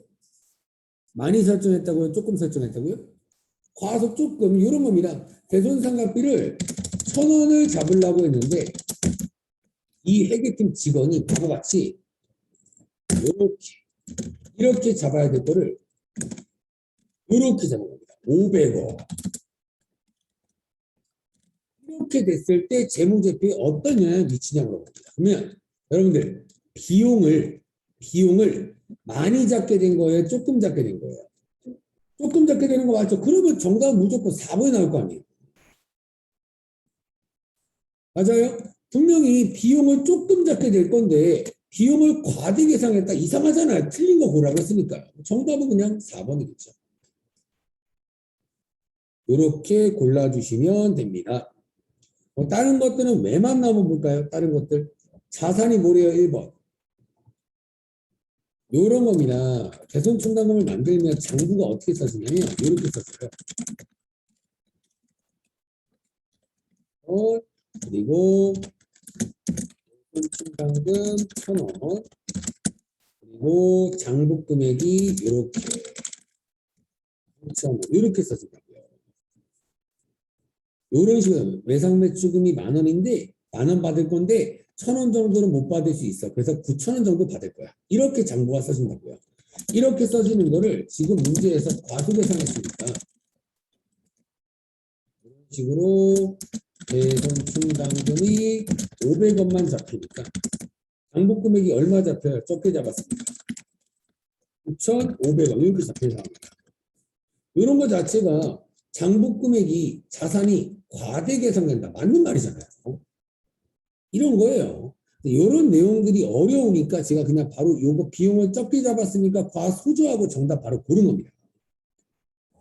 최소한 장부를 어떻게 쓰는지 모르면 어떻게 하면 돼요? 재무상태표 켜보면 되겠죠. 보면 이런 식으로 외상매출금이 5억 7,500 근데 대손충당금이 200이니까 5억 7,200 이렇게 빼지는 금액이 나온다. 이게 장부 금액입니다. 당연히 1번은 맞는 표현이겠죠? 그렇죠? 이렇게 적게 잡았으니까 빼지는 금액이 적어지니까 나오는 결과값은 과대계상되는 게 맞는 거고요. 2번 당기순이익이 과대계상된다. 맞죠? 일반적으로 당기순이익이라는 건 뭐에서 뭘 빼서 당기순이익 구해요? 수익에서. 이걸로 치고하는 거는 번거에서 쓴 거. 그러면 비용을 원래 1,000원 빼야 될 걸 500원밖에 안 뺐으면 순이익은 커질 거 아니에요. 2번도 맞는 얘기잖아요. 그리고 또 당기 순이익이 생기면 여기 어디로 들어가요? 자본의 이익, 잉여금에 들어가는 거죠. 얘가 커지면 얘도 커지겠죠. 2번, 3번은 똑같은 말 하고 있는 겁니다. 당기 순이익이 생기면 재무상태표 자본 쪽 잉여금으로 들어가니까 2번, 3번은 똑같은 얘기를 하는 거죠. 정답은 4번만 틀린 거 맞죠? 이거 절대로 막 다 분석할 필요 없습니다. 키포인트만 딱 찾아서 푸시면 돼요. 이렇게 주시면 되고, 그 다음에 2번 문제 무형자산 상각 물어봤네요. 또 틀린 거 그래. 계속 틀린 거. 1번 잔존가치는 없는 것이 원칙이다. 입니다. 무형자산 문제를 상각 문제를 한번 푸실 때 잔존가치 있다라고 한 적 없어요, 여러분들. 유형자산은 잔존가치가 있지만 무형자산은 잔존가치가 없는 게 원칙입니다. 1번 질문은 맞는 표현이고요. 2번 무형자산의 내용연수는 법정 내용연수와 경제적 내용연수 중 짧은 것으로 한다. 요거도 맞는 표현입니다. 여러분들이 안 배운 지문이지만 만약에 국가가 정해놓은 겁니다. 야, 영업권 갖고 있는 애들 너네 내용연수 무조건 10년 잡아라 라고 했는데 회사가 10년 너무 길어요. 저희 비용 처리해야 되니까 6년으로 할게요. 이러면 6년으로 하시면 된다고요. 이런 얘기입니다. 그래서 이런 질문 못 봤는데요. 그러면 넘기셔서 다른 것부터 보시면 돼요. 3번 무형자산의 상각은 자산을 취득한 시점부터 시작한다. 이게 맞다라고 하시는 분들 굉장히 많아요. 절대로 안 됩니다. 유형자산과 무형자산은 유무형자산은 상각을 언제부터 하냐? 사용 시점부터 합니다. 기계장치 같은 경우도 구입했다고 바로 감가 들어가는 게 아니라 기계장치를 전기코드 꽂고 돌렸을 때부터 감가상각을 시작해요. 그래서 3번 지문이 틀린 겁니다. 취득 시점이 아니라 사용 시점부터. 4번 지문은 많이 나왔던 거죠. 20년을 초과할 수 없다. 굉장히 중요한 지문입니다. 그래서 무형자산 상각 문제가 나왔는데 내용연수가 30년 나오면 그 문제는 잘못된 거예요. 그래서 정답은 3번. 3번 질문 부채 중에서 틀린 게 뭐냐? 1번 부채는 일반적으로 부채가 빚이잖아요. 빚. 빚은 여러분들 과거에 졌으니까 현재 갚을 의무가 생긴 거 맞아요? 1번 보니까 과거의 거래나 사건의 결과로 현재 기업이 부담하고 있는 미래의 자원의 유출 또는 사용이 예상되는 의무이다. 맞아요, 틀려요? 정확한 표현이죠. 일반적으로 부채는 과거에 뭔가 빚을 졌기 때문에 현재 부담하고 있는 뭔가 부채, 빚이다. 이런 얘기를 그냥 어렵게 푼 겁니다. 1번 질문은 맞는 얘기고 2번 부채의 정의를 만족하기 위해선 금액이 반드시 확정되어야 한다. 이게 맞을까 틀릴까요? 이가 틀렸습니다. 이것도 맞는 것 같아요. 이번에 이런 문제가 어렵네요. 왜 그러냐면 일반적으로 저희가 생각하고 있는 부채랑 회사 입장에서 생각하고 있는 부채랑은 조금 다릅니다. 여러분들 부채 계정 과목들을 떠올려 봤을 때 그 부채 금액을 무조건 줘야 될 필요가 없는 게 뭐냐면 대표적으로 충당부채예요. 충당부채. 그렇죠? 여러분들 충당부채 대표적으로 배웠던 게 어떤 충당부채예요? 퇴직급여 충당부채 다 배웠을 겁니다. 퇴직급여 충당부채는 뭐예요? 내년에 직원이 몇 명 퇴직하고 얼마의 퇴직금을 줘야 되는지 모르지만 전 직원이 퇴직하였을 때 필요한 금액을 추정하는 게 퇴직급여 충당부채입니다. 그러면 우리 회사가 직원이 몇 명 퇴직할지 모르지만 어느 정도 이렇게 추정해가지고 충당부채를 만들어 놓으면 무조건 그 금액만 나가요? 아니잖아요. 돈이 더 나갈 수도 있고 덜 나갈 수도 있다는 얘기입니다. 그러면 금액이 반드시 확정되는 건 아닙니다. 충당부채는 금액이 확정되지 않아요. 그래서 충당부채 얘기가 빠졌기 때문에 정답 2번이 틀린 말입니다. 3번 과거 사건으로 인해 현재 의무가 존재할 가능성이 매우 높고 인식 기준을 충족해야 되는 경우에는 충당부채를 인식한다. 이것도 맞는 얘기죠. 과거에 직원들이 일을 했으니까 현재 퇴직금을 줘야 되는 의무가 있다. 이런 뜻이에요. 이게 충당부채고 4번 선수금은 유동부채로 분류하는. 이것도 맞겠죠. 만약에 이런 개정 과목을 물어볼 때는 항상 어디 들어가라고 그랬어요? 개정 과목이 저주등록 여기 들어가서 확인하세요. 유동부채 쪽에 선수금이 써 있겠죠. 그 다음에 4번 문제. 4번 문제. 지금 보니까 결산 시 아래 사항들이 누락된 걸 발견했대요. 이 누락된 것들을 반영해서 순이익이 얼마나 바뀌는지 한번 판단해 보랍니다. 이거 뭐예요, 이거? 요거는 분기 어떻게 해요? 외상 매출이니까 이렇게 하겠죠. 이번에 뭐 제품 매출 10만 원, 외상이니까 뭐예요? 외상 매출금 10만 원. 이런 식으로 분기를 할 거고요. 그리고 일기확정 부가가치세 납부는 어떻게 하냐면 미지급 세금이 없어지고 이런 식으로 주는 게 부가가치세 납부의 분기가 되겠죠. 그럼 이렇게 봤을 때 우선 최소한 당기순이익이 변동이 되려면 비용이어야 되잖아요. 여러분들 이거 2분기랑 2분기를 누락했다라고 했습니다. 그러면 2분기에서 수익이 뭐예요? 얘밖에 없잖아요. 제품 매출. 얘를 수익을 누락했는데 수익을 반영할 경우에 순이익이 어떻게 되냐? 여기에다가 10만 원을 반영하면 순이익이 감소되어 증가돼요. 증가돼야죠. 그럼 정답은 1번이겠죠. 어렵게 생각하실 필요가 전혀 없습니다. 그리고 최소한 이 분기를 떠올리지 않더라도 사업자가 국가한테 부가세를 납부하는 건 내 돈 내는 거예요? 받았던 돈 내는 거예요? 받았던 돈을 내는 거기 때문에 비용 처리를 안 한다고. 이것만 기억하시면 되겠죠. 일반적으로 맨날 물건값의 10%를 받았잖아요. 내가 내는 게 아니라. 그래서 얘는 아무 상관없는 지문인데 낚시로 낸 겁니다. 얘 수익을 10만 원 벌었는데 이거를 누락하고 수익을 반영할 경우 당기순이익은 당연히 10만 원이 커지겠죠. 10만 원 잡아버리면. 정답은 1번입니다. 지금 푸는 것들 중에 비슷한 거 분명히 나옵니다. 여러분들. 5번. 자본에 대한 설명 중 틀린 거 뭐냐? 자본 중에 틀린 거 뭐냐? 1번. 미교부 주식 배당금과 자기 주식 처분 소실을 자본 조정으로 처리한다. 요것도 어떻게 해요?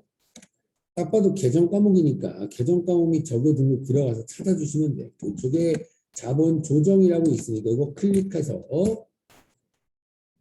미교부 주식 배당금과 자기 주식 처분 손실 어디 있어? 처분 손실 여기 있네요. 여기는 모두 다 자본 조정으로 분류한다. 맞는 얘기잖아요. 이런 거는 뭐 외울 필요는 없습니다. 찾으면 돼요. 그러면 1번 문제는 맞는 표현이고요. 그 다음에 2번 문제 볼게요. 2번 문제. 뭐를 할 거래요? 유상 감자를 할 거죠? 여러분들도 알고 있어야겠죠. 증자와 감자의 차이. 증자는 뭐예요? 이걸 발행해서 뭘 증가시키는 거예요?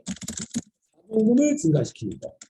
감자는 주식을 없애버려 소각해서 자본금이 감소되는 게 감자라고.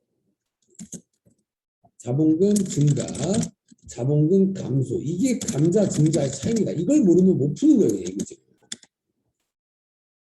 그럼 봤을 때 유상 감자, 감자였답니다. 그러니까 자본이 증가돼요, 감소돼요. 감자하면. 감소되잖아요. 근데 정답 2번도 맞는 얘기네요. 근데 자본 얘기가 나오는 게 아니라 순자산인데요. 순자산이 자본이에요. 순자산이 자본입니다. 자본.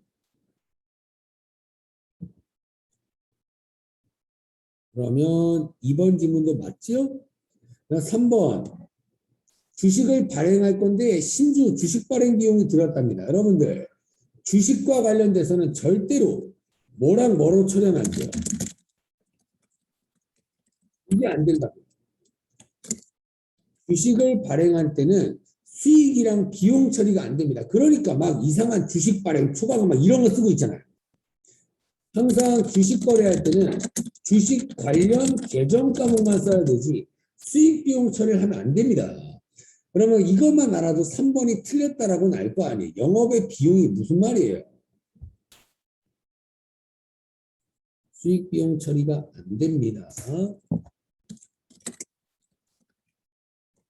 그다음에 5번은 뭐 맞겠죠? 5번. 자본은 5가지 항목으로 분류된다. 맞습니다. 자본은 이렇게 5가지니까 맞는 얘기잖아요. 이런 건 찾으시면 된답니다. 정답은 3번이 틀린 질문이 되겠습니다. 6번. 요거도 어려울 수 있겠습니다. 요거 제가 설명을 드릴게요. 여러분 항상 예정 배부액과 실제 발생액의 차이를 물어봅니다. 예정 배부액과 실제 발생액의 차이를 물어봐요. 예정 배부액은 뭐예요? 예상에서 원가 잡음, 이게 여러분들 예정 배부고요. 실제 발생은 말 그대로 실제로 쓴 돈을 원가 잡음, 이런 뜻이 실제 발생입니다. 여러분들 예상해서 원가 잡은 거랑 실제 쓴 돈을 원가 잡은 거랑은 금액이 똑같을까요? 다를까요? 분명히 다르겠죠. 어떻게 예상한 게 딱 들어맞겠어요? 이거 다릅니다. 무조건. 다르다. 요거를 배부 차이라고 한단 말이에요. 배부 차이. 그래서 요걸 알려드립니다. 예정 배부액이 실제 발생이니까 얘가 1,000원이고 얘가 2,000원이라고 해볼게요. 예상해서 원가를 잡아보니까 1,000원 잡았고요. 근데 직원이 저번에 저희 예상해서 1,000원 잡아놨는데 실제 고지서 보니까 2,000원 나왔는데요? 라고 한 상황이에요. 그러면 요게 더 큰 상황을 저희가 호배부 차이라고 부르고요. 이런 상황을 과대배부했다. 너무 많이 예상을 했다. 과대배부를 했다. 이렇게 표현을 했습니다.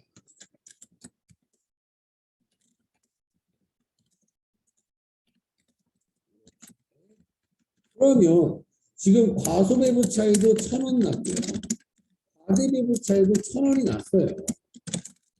그럼 이 배부 차이가 발생했다는 것 자체가 뭔가 바꿔줘야 될 거 아니에요. 잘못 예상해 놨으니까. 그러면 이 과소배부 차이는 1,000원만큼 원가를 더 잡아야 돼요. 원가 잡았던 걸 줄여야 돼요. 더 잡아야 됩니다. 1,000원밖에 안 넣어놨잖아요. 근데 2,000원 썼으니까 뭔가 1,000원을 더 잡아야 될 거 아니에요. 얘는요, 줄여야 된다. 이런 말인 겁니다. 이 배부 차이를 그러면 조정할 건가? 이 방법이 3가지가 있는 거예요. 그래서 어떻게 조정을 할 건지까지는 안 나올 거지만 이겁니다. 비례배부법 그리고 매출원가 조정법, 영업의 손익법, 이 3가지인 거예요. 이 1,000원의 배부 차이를 뭔가 조정하는 거, 넣을까 뺄까라는 방법을 이 3가지의 방법으로 합니다. 비례배부법을 총원가 기준법이라고도 불러요.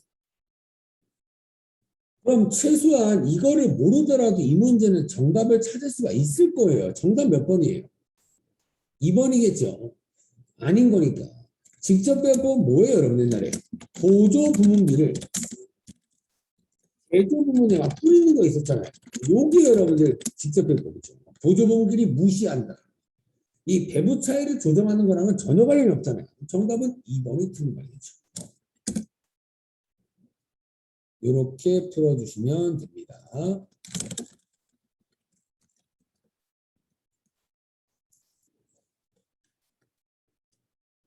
그 다음에 7번 이거 완성품 환산량 문제 같아요. 완성품 환산량. 이 문제 보니까 우선 이런 문제에서 뭔가 평균법 또는 선입선출법이라는 문제가 나오면 항상 제공품 티계정을 그리는 겁니다. 평균법 문제가 나오거나 원가에서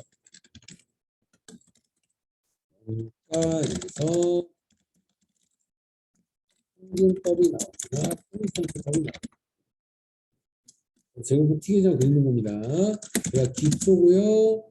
여기가 착수한 거, 여기가 기말, 여기가 완성, 이런 티계정을 그릴 줄 알아야 됩니다. 몇 개 있었대요? 500개 있었고요. 완성도 몇 프로까지는 완성했대요? 50%까지는 완성했다.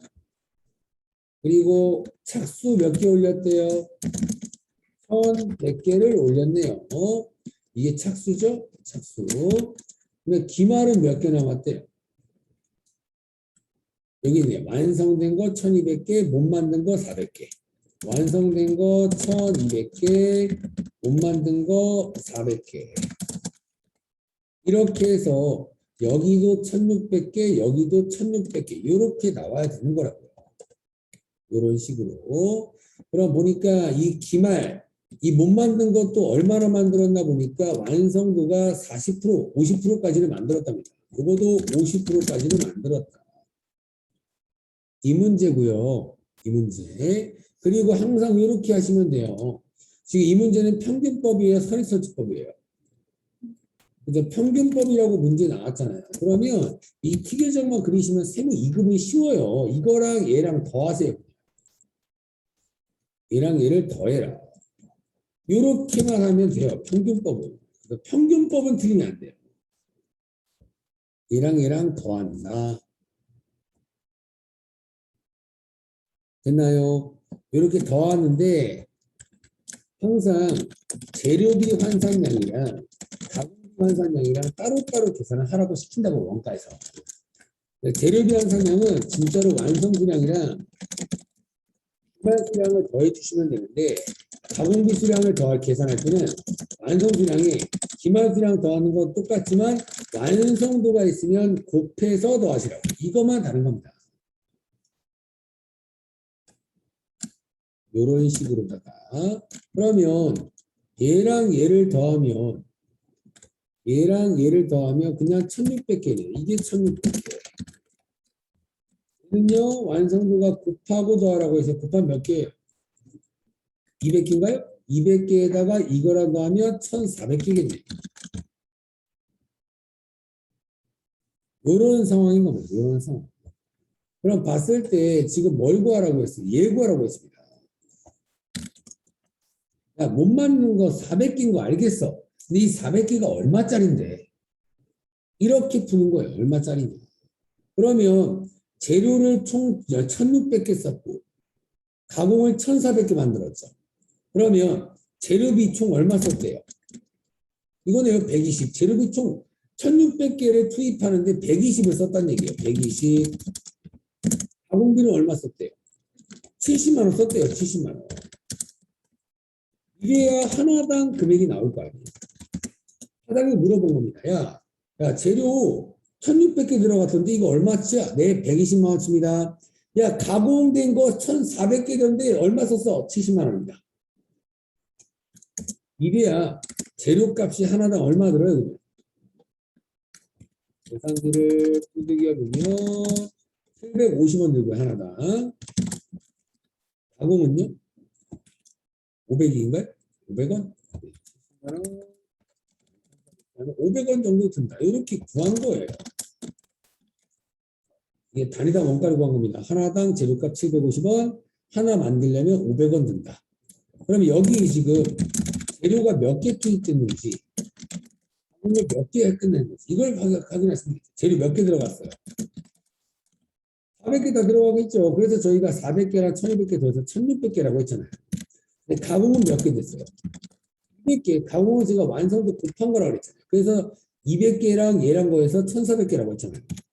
이만큼 들어가고 재료는 하나당 얼마 된다고요? 얘는요? 500원. 얘는 총 재료값이 얼마 든 거냐면 30만 원 들었고요. 가공비는 총 얼마 들었어요?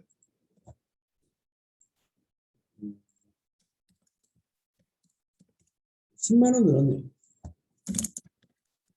그럼 기말제공품 원가가 총 얼마가 되는 거예요? 40만 원 되겠네요. 이렇게 푼 겁니다. 이 문제는 어렵네요. 세무 2급 난이도까지는 아닌 것 같습니다. 세무 1급 정도 난이도지 않나. 이 문제는 조금 어려운 문제입니다. 그래서 이런 식으로 여러분들이 문제를 풀어주시면 돼요. 요거 조금 많이 어려우니까 요거 제가 방금 했던 거 똑같이 하면서 한 번만 더 풀어보세요. 나올 수도 있으니까. 그 다음에 8번 문제. 뭐 얘기 나오고 있어요? 원재료 얘기 계속 나오고 있으니까 뭐 그래요? 원재료 튀겨져 버리는 겁니다. 항상 원재료 얘기가 나오거나 제공품이 나오거나 제품이 나오면 튀겨져 무조건 걸리는 거예요. 그러니까 원재료 기초, 원재료가 더 증가하려면 어떻게 해야 돼요? 더 사와야겠죠? 정말 여기가 재료비 이겁니다. 근데 문제에서 얘가 얼마니라고 물어봤네요. A백 원재료 얼마나 사왔어? 이거 물어본 겁니다. 그러면 2021년도에 사용한 원재료는 300만 원이었답니다. 사용했으니까 원재료가 더 생겨요? 없어져요? 없어져. 여기 재료비가 사용액이에요. 여기가 300이다. 이런 말이에요. 근데 보니까 21년도 기말 원재료는 얘는 기초 원재료보다 얘보다 얼마가 더 많대? 그러면 얘가 지금 이렇게 20만 원이 더 많다는 얘기니까 얘는 그냥 빵원으로 두시고 여기가 20만 원 이렇게 두시면 지금 문제에서 말하는 가정을 똑같이 둔 거잖아요. 기말 원재료가 기초보다 20만 원이 많다 이렇게 가정을 둔 거예요. 그럼 얼마어치 사왔었겠어요? 이렇게 두면 되겠죠. 320만 원어치 사왔다가 300만 원어치는 썼고 20만 원어치는 아직 남았다. 그러면 정답은 3번이 되겠죠. 이렇게 풀어주시면 되고요. 그 다음에 9번 뭐 물어봤어요? 원가 집계 가지고 이게 무슨 말인가 보니까 밑에 보니까 뭐예요? 또 제공품, 제품 이런 얘기 나왔잖아요. 또 튀겨져 버리는 거예요.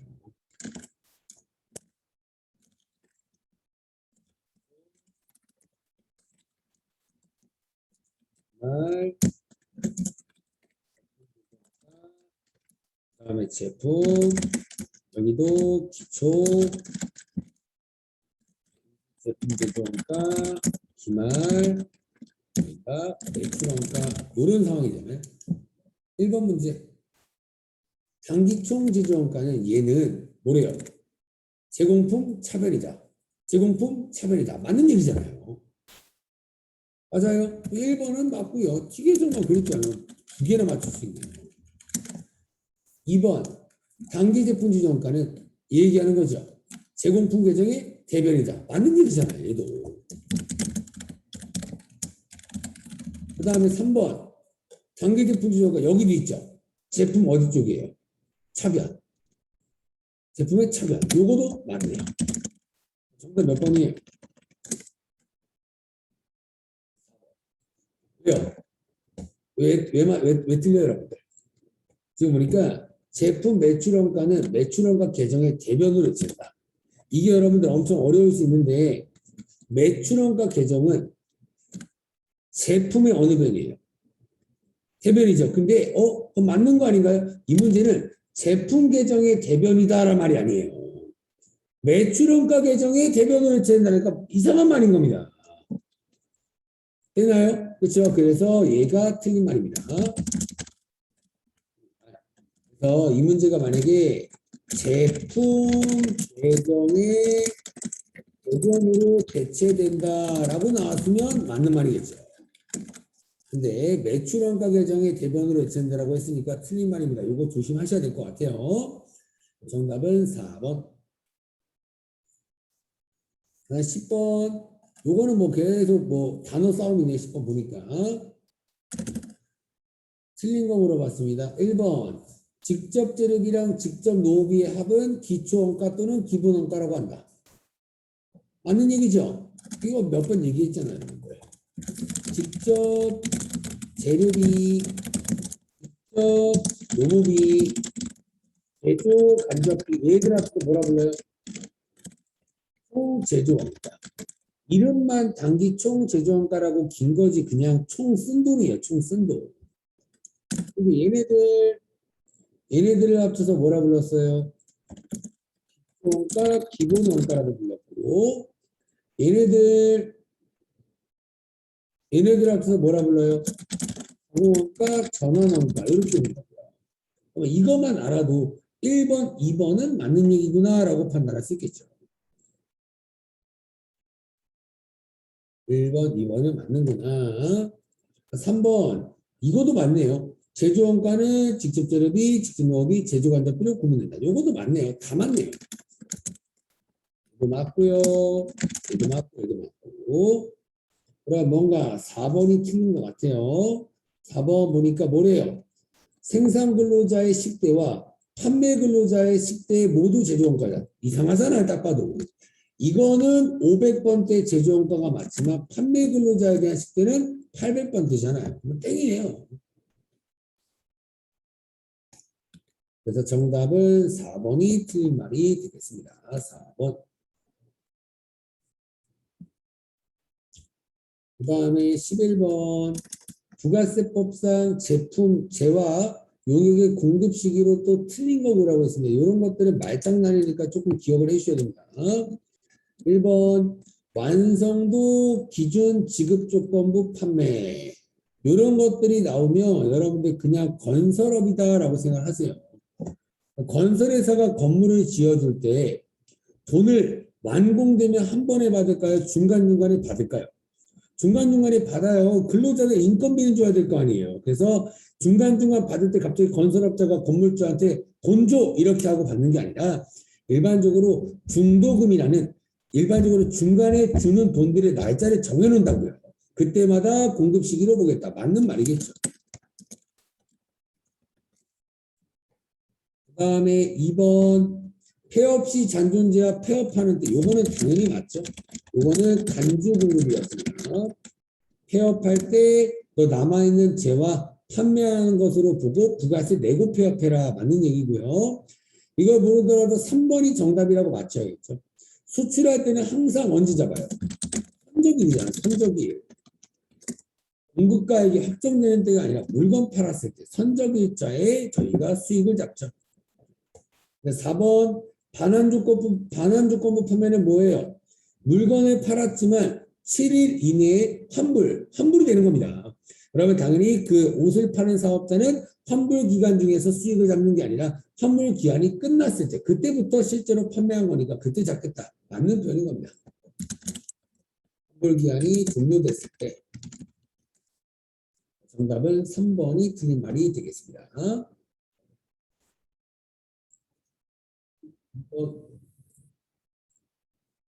부가세법상 영세율을 적용받을 수 없는 게 뭐냐? 없는 사업자 누구냐? 우선 일반적으로 여러분들 영세율을 적용받을 수 있는 거는 대표적으로 수출업자죠. 그렇죠? 그래서 이거 1번은 당연히 영세율을 적용받을 수 있고요. 수출하는 거니까.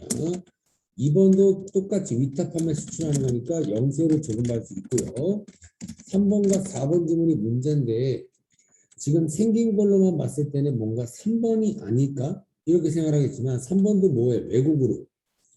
그러니까 반출한다는 건 수출한다는 거니까 얘도 영세로 적용할 수 있습니다. 정답은 4번이겠죠.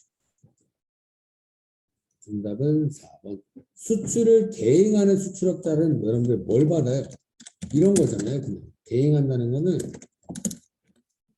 A기업한테 이렇게 제가 물건을 받아서 이런 식으로 미국 기업한테 수출을 대행해 준다는 얘기입니다.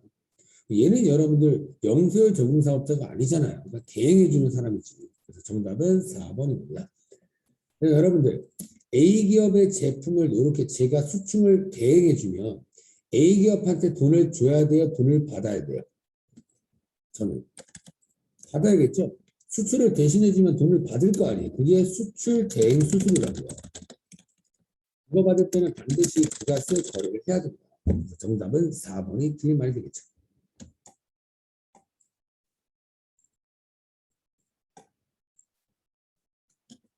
그 다음에 13번 간이과세자 물어봤네요. 간이과세자. 옳은 거 물어봤습니다. 1번 직전 연도 공급가액의 합계액이 8,500만 원에 미달하는 개인 사업자를 말한다. 틀렸죠. 간이과세 사업자는 올해 규정이 바뀌었으니까 문제 많이 낼 겁니다. 직전 연도 공급 가액이 아니라 대가의 합계액이 8천만 원 미만인 사업자가 간이과세자라고 다 틀렸습니다. 공급가액이라는 말도 틀렸죠. 부가세 합쳐서니까 8,500도 틀렸어요. 1번은 땡. 2번 2021년도 7월 1일부터 재화 용역을 공급하는 모든 간이과세는 세금계산서 발급이 원칙이다. 여기 땡이잖아요. 여러분들 간이과세자는 원래 세금계산서 발급이 돼야 합니다. 그죠? 근데 어떤 사업자는 돼요? 4천. 그렇죠. 800만 원부터 8천만 원 미만인 사업자만 세금계산서 발급이 가능하답니다. 이거 꼭 기억해야 됩니다. 실무 규정이에요. 그리고 단 4,800만 원 미만인 간이과세자는 세금계산서 발급이 여전히 안 됩니다. 근데 모든 사업자가 발급이 된다? 틀렸잖아요. 3번 2021년도 7월 1일 이후에 모든 간이과세자는 매입세 공제를 받을 수 있다. 요거도 땡입니다. 간이과세자 같은 경우에는 여러분들 4,800만 원 넘는 이상부터 또 8천만 원 미만이 공급 대가에 0.5%만 매입세 공제가 가능합니다. 이런 규정들까지는 솔직히 외울 필요 없는 것 같아요. 1번, 2번이 좀 중요한 규정이지 3번 규정까지는 굳이 외울 필요는 없을 것 같습니다. 4번이 맞는 말이겠죠. 뭐 간이과세자라고 해서 돈을 못 번다고 해서 과세사업과 면세사업을 같이 못하는 건 아니잖아요. 할 수 있겠죠 당연히. 정답은 4번. 대표적으로 이 간이과세자 중에 면세사업과 과세사업을 같이 하는 사업도 누구예요? 동네 수공가게 슈퍼 같은 거 조그만 슈퍼 있잖아요. 이런 데 얘기하는 겁니다. 휴지도 팔고 과자도 팔잖아요. 돈을 못 버는 사업자라고 해서 겸연 못한다? 이상한 겁니다. 그 다음에 14번 부동산 임대업 물어봤습니다. 요즘에 가장 핫한 얘기죠. 부동산 임대업. 틀린 거 1번 주거용 건물 임대업에서 발생한 수익 금액이 2천만 원을 초과하는 경우 분리과세가 가능하다. 세무일급이랑 어저께인가 그저께 세무일급 문제 풀었을 때 그거랑 이 지문이 비슷하거든요. 틀렸습니다. 여러분들 부동산 임대업자 같은 경우에는 여러분들 월세 받을 거 아니에요? 월세를 받을 건데 그 월세 1년 동안 수익 금액이 월세로 받는 수익 금액이 1,000만 원 이하면 분리과세나 또는 종합과세 이렇게 선택이 가능합니다. 근데 수익 금액이 2천만 원이 넘어버린다. 그러면 무조건 종합과세예요. 2천만 원을 넘는 경우에는 분리과세가 가능하다라고 했으니까 틀렸네요.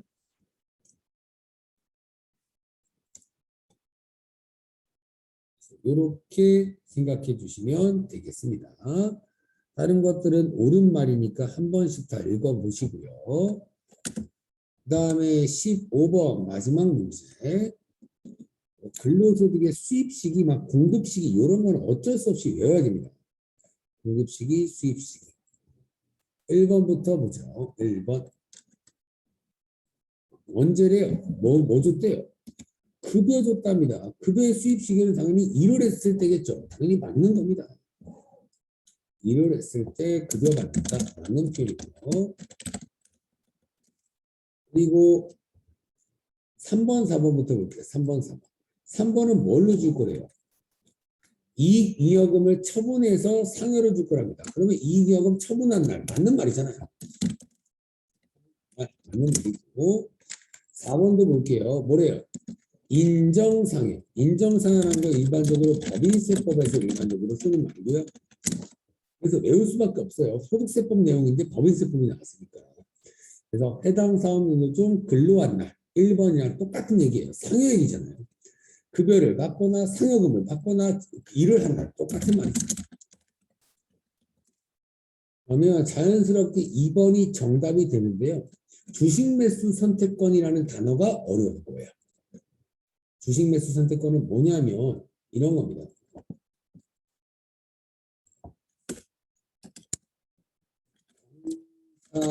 의 주식을 직원에게 저렴하게 공급해 주는 걸 주식 매수 선택권이라고 불러요. 일반적으로 삼성전자 같은 경우에는 주식의 공정가액이 주식 가격이 한 7만 원대거든요. 그러면 우리 회사가 삼성이 이러는 겁니다. 야, 우리 몇 월 며칠 날 주식 매수 선택권 뿌릴 거야. 이렇게 하면 우리 회사에서 발행된 주식을 직원들이 조금 더 저렴하게 구입할 수 있는 게 주식 매수 선택권이에요. 근데 이런 거 직원 입장에서 좋아요, 안 좋아요? 엄청 좋겠죠. 근데 갑자기 수입 시기가 퇴사한 날 이상하잖아요, 여러분들. 그래서 이런 수익 시기는 말 그대로 주식 매수 선택권을 받은 날 또는 행사한 날이라고 표현합니다. 날 또는 행사한 날. 갑자기 주식을 직원한테 저렴하게 줄 건데 퇴사하고 주는 게 아니잖아요. 일을 하고 있으니까 조금 더 저렴하게 줄 텐데 갑자기 퇴사 얘기가 나오면 말도 안 되죠. 그래서 정답은 2번이 틀린 말이 되겠습니다. 여기까지가 97회입니다.